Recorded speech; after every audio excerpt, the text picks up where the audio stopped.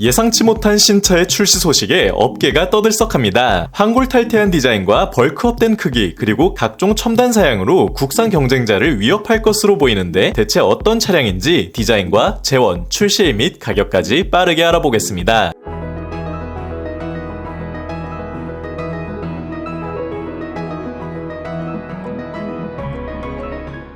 오늘의 주제인 쉐보레 말리부는 지난 1964년 1세대를 시작으로 현행 9세대까지 무려 60년간 그 계보를 이어온 쉐보레의 대표 세단입니다. 국내 시장엔 2011년 8세대를 공식 출시해 소나타와 K5 등 쟁쟁한 경쟁자들이 즐비한 중형 시장에서 독보적인 주행 성능을 앞세워 경쟁력을 불어넣었죠. 큰 인기를 끈 8세대에 이어 현행 9세대까지 투입되며 기세를 이어나가는 듯 했으나 실상은 그러지 못했습니다. 동급 차량 중 가장 큰 크기와 준수한 연비 그리고 주행 성능까지 좋은 차량임은 확실했지만 부족하다 못해 난해한 옵션과 안전 편의 사양 그리고 갈수록 치고 올라오는 경쟁작들로 인해 판매량은 점점 저조해졌는데요. 그 결과 국내 시장을 기준 2022년부터는 신규 발주를 중단했고 글로벌 시장도 크게 다를 바 없기에 단종 수순을 밟는 듯 했죠. 하지만 얼마 전 모두의 예상을 뒤엎은 발표가 있었습니다. 바로 10세대 말리부의 출시 소식인데요. 모두의 주목을 받은 이 말리부 풀체인지는 과연 어떤 특징을 가졌을까요? 첫 번째 특징 디자인입니다. 기존의 E2XX 플랫폼이 아닌 GM VSSF 중대형 플랫폼을 기반으로 제작되어 차량의 크기가 더욱 커질 것이라는 전망입니다. 현행 모델도 4935mm의 전장을 가져 중형 세그먼트 중 가장 큰 크기를 가지는데 외신에선 이를 두고 5m에 거의 근접하는 덩치를 가지게 될 것이라 기대하고 있죠. 그렇게 된다면 경쟁 모델인 소나타 K5가 아닌 그랜저와 비슷한 크기를 보여주는 것입니다. 말리부를 통해 단종된 임팔라의 자리를 꿰차려 하는 것일까요? 현재까지 그 어떤 스파이샷도 유출되지 않아 정확한 디자인을 유추하긴 어렵지만 이번 발표를 통해 4도어 쿠페에 가까운 스포티한 실루엣, 가느다란 LED 헤드램프, 역동적인 선과 범퍼부 등 여러 힌트를 얻을 수 있었습니다. 그를 바탕으로 해외에선 수많은 예상도들이 쏟아졌는데요. 카마로를 닮은 모습부터 아우디의 콘셉트카를 떠올리게 만드는 모습까지 다양한데 여러분은 어떤 모습이 가장 마음에 드나요? 최근 트렌드가 미국 차 특유의 우직한 디자인을 벗어던지고 유럽차와 비슷한 유려한 모습으로 변해가기에